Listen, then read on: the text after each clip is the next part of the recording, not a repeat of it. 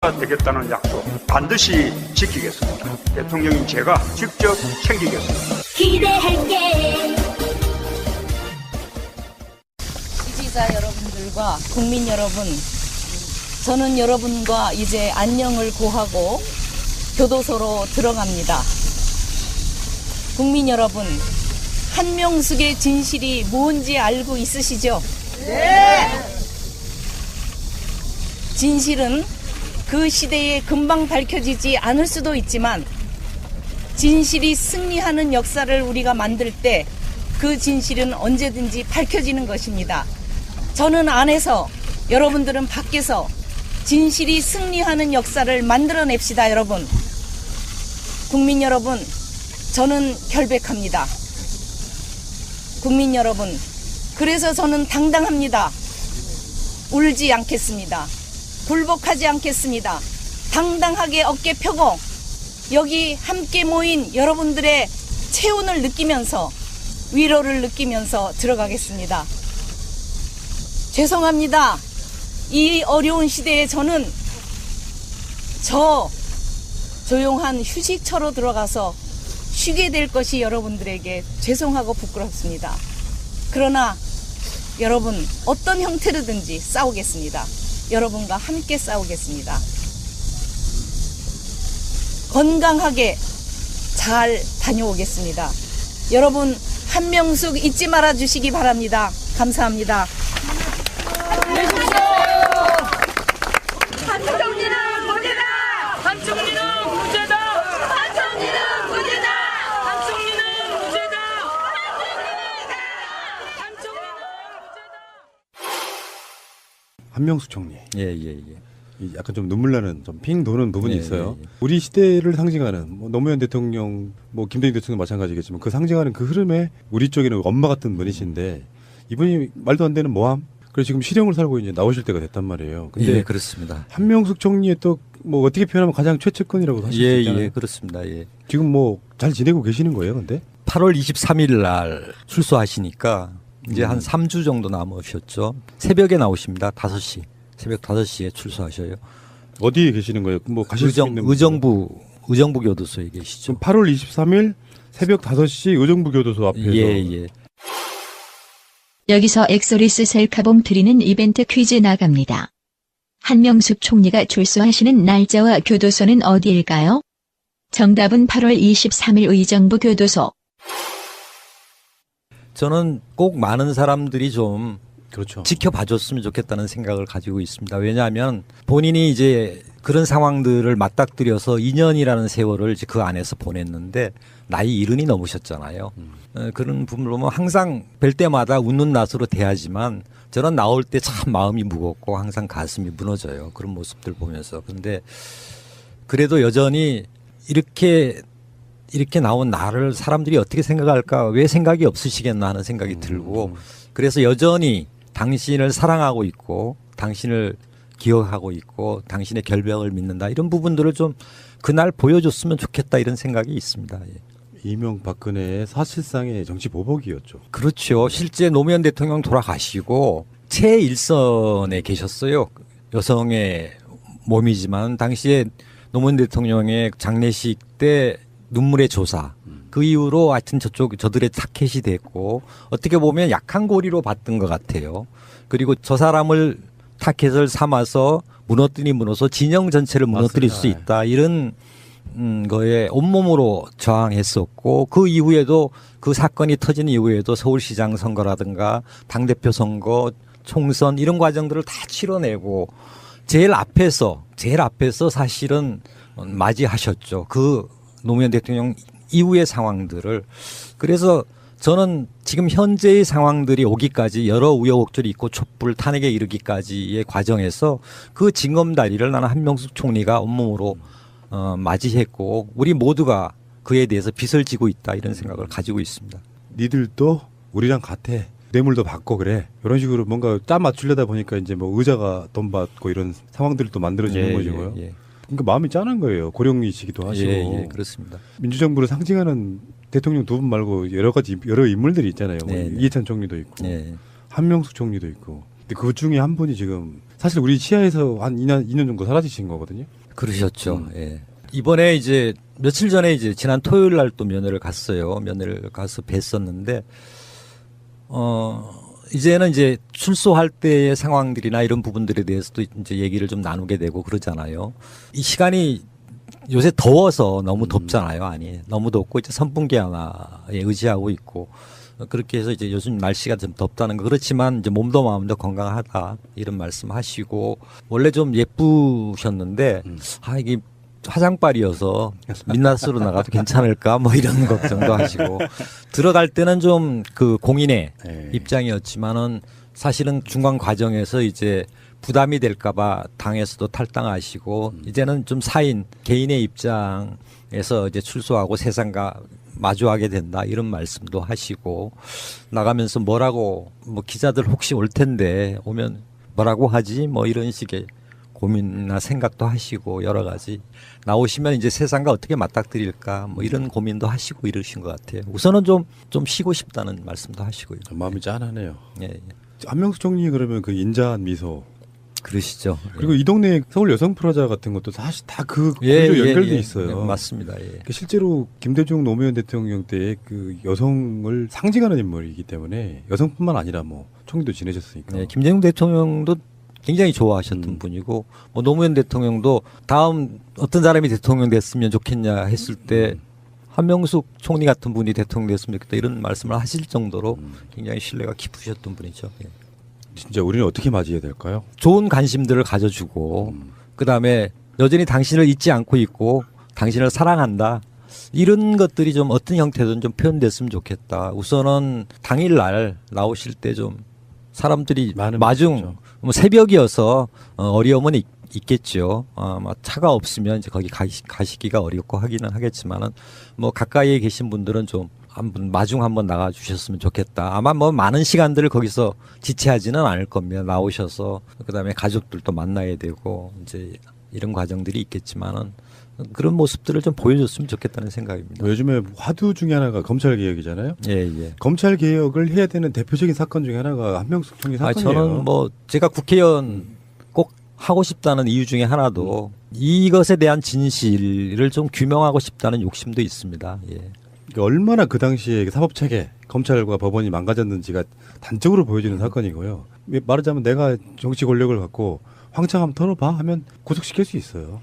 그 방식으로 하면. 그러니까 하지 않았다는 것, 받지 예, 않았다는 걸 입증해야 되는 거더라고요. 그게 참으로 어려웠어요. 뭐 몇 날 며칠 날 또 보면 시간이 앞뒤로 한 열흘씩 되니까, 예를 들어서 3월 말 4월 초 뭐 이런 식에서 열흘씩 잡으면 한 20일간의 알리바이를 다 입증해내야 되고 이런 과정이었는데, 실제 그런 과정들을 통해서 거의 저희들은 메꿔냈는데도, 그리고 실제 지금 옥살이를 하는 것 사건 자체는 사건이 두 가지였잖아요 당시에. 근데 그 사건 자체는 당사자가, 뇌물을 줬다는 당사자가 검찰에 잡혀 있을 때 구속된 상태에서 진술한 게 이제 줬다는 거였고, 법정에 나와서는 증언하기를 한명숙 총리는 억울한 누명을 쓰고 계시다 이렇게 증언한 거예요.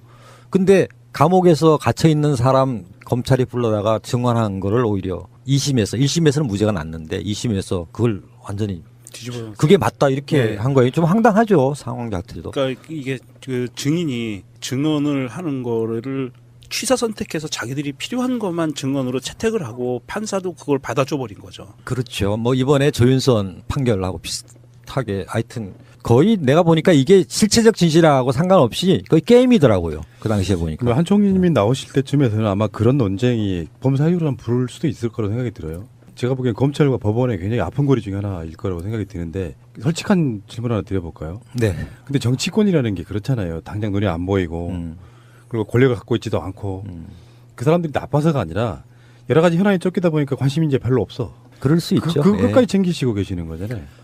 예, 저로서는 뭐 하여튼 저도 의리 굉장히 중시하거든요. 그리고 그 바뀌지 않고 시류에 따라가지 않고 이런 부분들을 좀 원칙으로 살아왔던 사람이고, 그러니까 제가 나 운동권 이거 친노다 당시에 이렇게 그런데 어쩔래 뭐 이렇게 나섰던 이유도 그거였고, 한 총리에 대한 의리나 그다음에 이 부분들 이 사건 자체가 상징하는 여러 가지 적폐의 문제 이런 것들이 함께 있고 지금 뭐 양승태 대법원장 법원 내에서도 여러 가지 문제가 야기되고 있는데 당시에 대법원 판결 나기 한 일주일 전인가 하여튼 박근혜 당시 전 대통령하고 독대도 하고 그다음에 2심 판결 유죄로 이렇게 확 뒤집어질 당시가 김기춘 비서실장이 이제 부임한 지 얼마 됐을 때 이런 과정들이 과연 무관할까? 사실은 입증할 수 있는 자료는 아직 못 찾았어요. 혹시 캐비넷에서 나온 자료 중에 그런 거 있는지 좀 나중에 한번 뒤져볼 필요도 있을 것 같다는 생각도 듭니다. 나중에 이제 재심 청구할 수 재심 있어요. 청구도 할 수 있어요. 예. 명예회복은 해야죠. 예, 그런 부분들이 좀 나타나야지 현재 상황에서는 이제 마땅치는 않아요. 딱 네. 떨어지는 뭐가 있는 건 아니어서. 예. 자, 또 다른 질문 한번 드려볼게요. 네.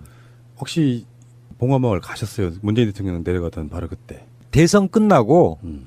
대선 캠페인 같이 했던 여러 당원들과 함께 차량으로 내려갔었죠. 내려가서 피켓을 만들어 갔는데 대통령님 국민이 이겼습니다. 이런 피켓 들고 이렇게 사진 찍고 뭐 같이 감격하고 즐거워하고 했습니다. 막 소위 친노라고 불리우시는 분들 입장에서 보면 네.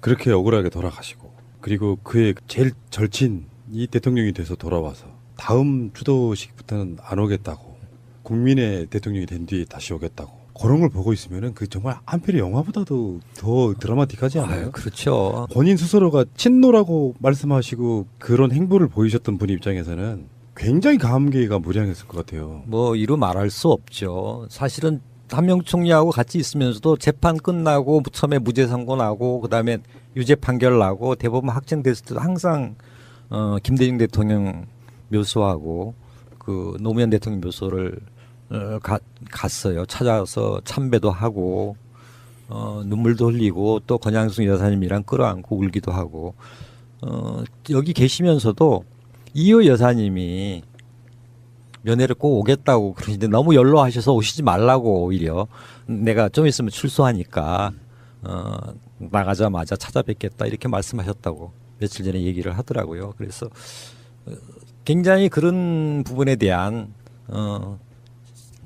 애정이 깊죠. 실제 마음속에서부터 우러나오는 그런 관계가 그냥 형성된 게 아니라 참 근데 묘한 상황들을 내가 이번에 발견했어요. 한명숙 총리가 이번에 두 번째 그 징역살이를 한 거 아닙니까?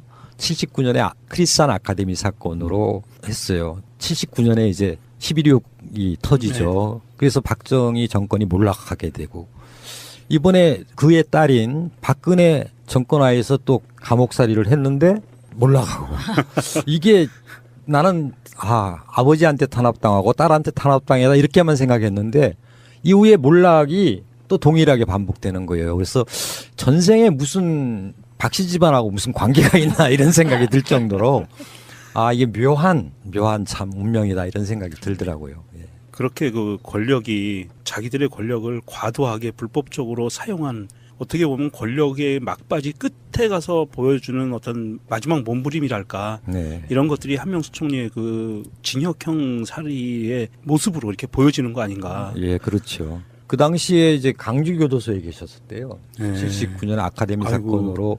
그래서 강주교도소에 80년 강주항쟁 때 바깥에서 총소리 나고 하는 상황들이 그 안에서도 들리고 자기네들은 죽을지도 모르겠다 이런 공포도 있었고 그랬다는 말씀도 하시고 하는데 하여튼 그 인연이 참 묘한 인연이다. 이번에 그 말씀을 드렸더니 자기도 아버지하고 딸한테 당했다고만 생각했는데 나 때문에 다 몰랐겠나 이런 정말 그러네 이런 말씀도 하시더라고요. 예.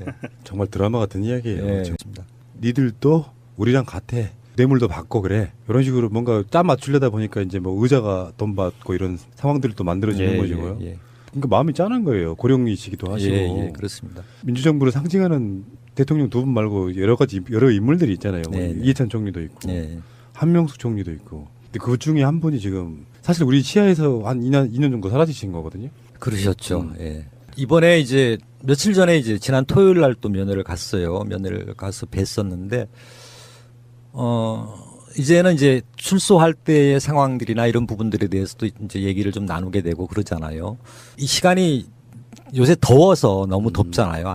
너무 덥고 이제 선풍기 하나에 의지하고 있고 그렇게 해서 이제 요즘 날씨가 좀 덥다는 거 그렇지만 이제 몸도 마음도 건강하다 이런 말씀하시고 원래 좀 예쁘셨는데 이게 화장빨이어서 민낯으로 나가도 괜찮을까 뭐 이런 걱정도 하시고 들어갈 때는 좀 그 공인의 네. 입장이었지만은 사실은 중간 과정에서 이제 부담이 될까봐 당에서도 탈당하시고 이제는 좀 사인 개인의 입장에서 이제 출소하고 세상과 마주하게 된다 이런 말씀도 하시고 나가면서 뭐라고 뭐 기자들 혹시 올 텐데 오면 뭐라고 하지 뭐 이런 식의 고민이나 생각도 하시고 여러 가지 나오시면 이제 세상과 어떻게 맞닥뜨릴까 뭐 이런 고민도 하시고 이러신 것 같아요. 우선은 좀 쉬고 싶다는 말씀도 하시고요. 마음이 짠하네요. 예, 예.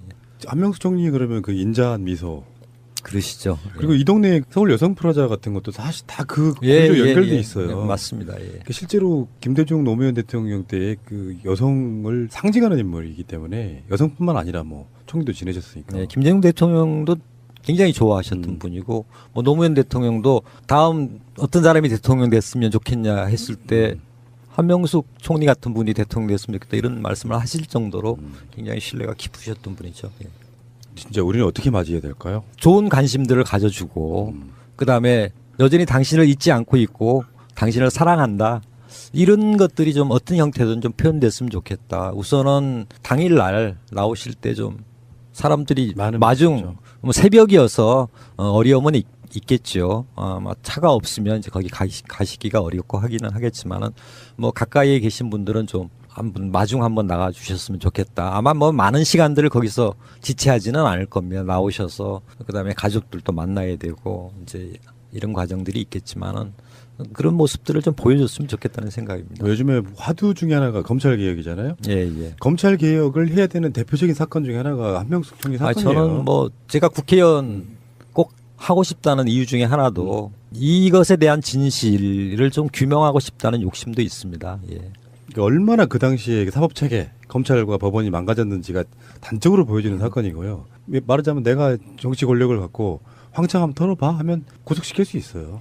그 방식으로 하면. 그러니까 하지 않았다는 것, 받지 예, 않았다는 걸 입증해야 되는 거더라고요. 그게 참으로 어려웠어요. 뭐 몇 날 며칠 날 또 보면 시간이 앞뒤로 한 열흘씩 되니까 예를 들어서 3월 말 4월 초 뭐 이런 식에서 열흘씩 잡으면 한 20일간의 알리바이를 다 입증해내야 되고 이런 과정이었는데 실제 그런 과정들을 통해서 거의 저희들은 메꿔냈는데도 그리고 실제 지금 옥살이를 하는 것 사건 자체는 사건이 두 가지였잖아요 당시에. 근데 그 사건 자체는 당사자가 뇌물을 줬다는 당사자가 검찰에 잡혀 있을 때 구속된 상태에서 진술한 게 이제 줬다는 거였고 법정에 나와서는 증언하기를 한명숙 총리는 억울한 누명을 쓰고 계시다 이렇게 증언한 거예요.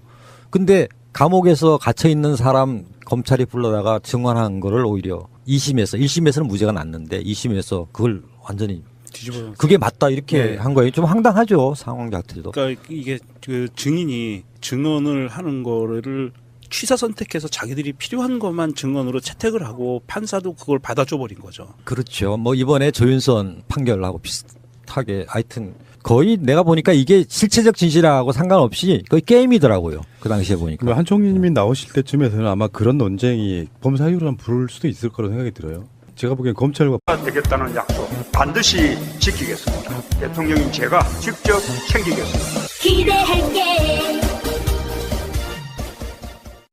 지지자 여러분들과 국민 여러분, 저는 여러분과 이제 안녕을 고하고 교도소로 들어갑니다.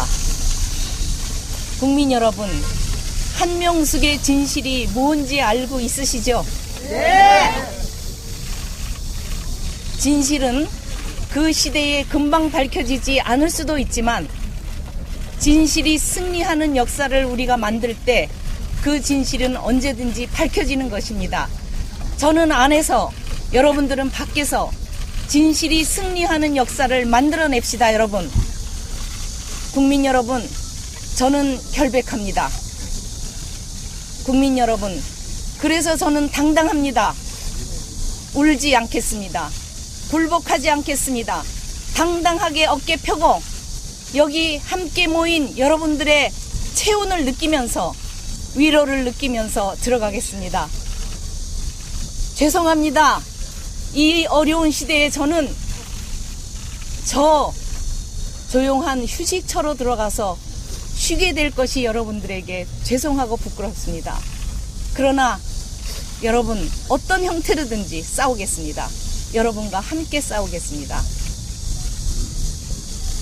건강하게 잘 다녀오겠습니다. 여러분 한명숙 잊지 말아 주시기 바랍니다. 감사합니다.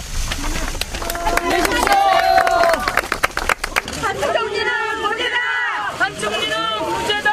한총리는 무죄다. 한총리는 무죄다. 한총리는 무죄다.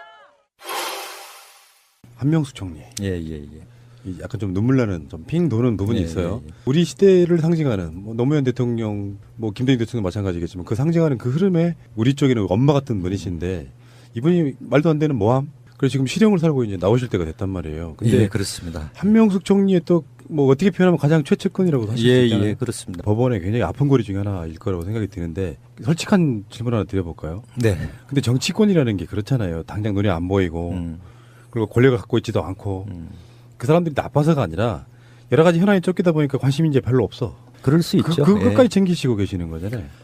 예, 저로서는 뭐 하여튼 저도 의리 굉장히 중시하거든요. 그리고 그 바뀌지 않고 시류에 따라가지 않고 이런 부분들을 좀 원칙으로 살아왔던 사람이고 그러니까 제가 나 운동권이고 친노다 당시에 이렇게 그런데 어쩔래 뭐 이렇게 나섰던 이유도 그거였고 한 총리에 대한 의의나 그다음에 이 부분들 이 사건 자체가 상징하는 여러 가지 적폐의 문제 이런 것들이 함께 있고 지금 뭐 양승태 대법원장 법원 내에서도 여러 가지 문제가 야기되고 있는데 당시에 대법원 판결 나기 한 일주일 전인가 하여튼 박근혜 당시 전 대통령하고 독대도 하고 그다음에 2심 판결을 유죄로 이렇게 확 뒤집어질 당시가 김기춘 비서실장이 이제 부임한 지 얼마 됐을 때 이런 과정들이 과연 무관할까? 사실은 입증할 수 있는 자료는 아직 못 찾았어요. 혹시 캐비넷에서 나온 자료 중에 그런 거 있는지 좀 나중에 한번 뒤져볼 필요도 있을 것 같다는 생각도 듭니다. 나중에 또 재심 청구할 수 재심 있어요. 청구도 할 수 있어요. 예. 명예회복을 해야죠. 예, 그런 부분들이 좀 나타나야지 현재 상황에서는 이제 마땅치는 않아요. 딱 네. 떨어지는 뭐가 있는 건 아니어서. 예. 자, 또 다른 질문 한번 드려볼게요. 네네. 혹시 봉화마을 가셨어요? 문재인 대통령 내려가던 바로 그때. 대선 끝나고 음. 대선 캠페인 같이 했던 여러 당원들과 함께 차량으로 내려갔었죠. 내려가서 피켓을 만들어 갔는데 대통령님 국민이 이겼습니다. 이런 피켓 들고 이렇게 사진 찍고 뭐 같이 감격하고 즐거워하고 했습니다. 막 소위 친노라고 불리우시는 분들 입장에서 보면 네. 그렇게 억울하게 돌아가시고 그리고 그의 제일 절친이 대통령이 돼서 돌아와서 다음 추도식부터는 안 오겠다고 국민의 대통령이 된 뒤에 다시 오겠다고 그런 걸 보고 있으면은 그 정말 한편의 영화보다도 더 드라마틱하지 않아요? 아유, 그렇죠. 본인 스스로가 친노라고 말씀하시고 아, 예. 지금 뭐 잘 지내고 계시는 거예요, 근데? 8월 23일 날 출소하시니까 이제 한 3주 정도 남으셨죠. 새벽에 나오십니다. 5시. 새벽 5시에 출소하셔요. 어디에 계시는 거예요? 뭐 가실 수 있는 의정부 교도소에 계시죠. 지금 8월 23일 새벽 5시 의정부 교도소 앞에서 예. 여기서 엑소리스 셀카봉 드리는 이벤트 퀴즈 나갑니다. 한명숙 총리가 출소하시는 날짜와 교도소는 어디일까요? 정답은 8월 23일 의정부 교도소. 저는 꼭 많은 사람들이 좀 그렇죠. 지켜봐줬으면 좋겠다는 생각을 가지고 있습니다. 왜냐하면 본인이 이제 그런 상황들을 맞닥뜨려서 2년이라는 세월을 이제 그 안에서 보냈는데 나이 70이 넘으셨잖아요. 그런 부분을 보면 항상 뵐 때마다 웃는 낯으로 대하지만 저는 나올 때 참 마음이 무겁고 항상 가슴이 무너져요. 그런 모습들 보면서. 그런데 그래도 여전히 이렇게 나온 나를 사람들이 어떻게 생각할까, 왜 생각이 없으시겠나 하는 생각이 들고 그래서 여전히 당신을 사랑하고 있고 당신을 기억하고 있고 당신의 결백을 믿는다 이런 부분들을 좀 그날 보여줬으면 좋겠다 이런 생각이 있습니다. 예. 이명박근혜의 사실상의 정치 보복이었죠. 그렇죠. 실제 노무현 대통령 돌아가시고 최일선에 계셨어요. 여성의 몸이지만 당시에 노무현 대통령의 장례식 때 눈물의 조사 그 이후로 하여튼 저들의 타켓이 됐고 어떻게 보면 약한 고리로 봤던 것 같아요. 그리고 저 사람을 타켓을 삼아서 무너서 진영 전체를 무너뜨릴 수 있다. 이런 거에 온몸으로 저항했었고 그 이후에도 그 사건이 터진 이후에도 서울시장 선거라든가 당대표 선거 총선 이런 과정들을 다 치러내고 제일 앞에서 사실은 맞이하셨죠. 그 노무현 대통령 이후의 상황들을. 그래서 저는 지금 현재의 상황들이 오기까지 여러 우여곡절이 있고 촛불 탄핵에 이르기까지의 과정에서 그 징검다리를 나는 한명숙 총리가 온몸으로 맞이했고 우리 모두가 그에 대해서 빚을 지고 있다 이런 생각을 가지고 있습니다.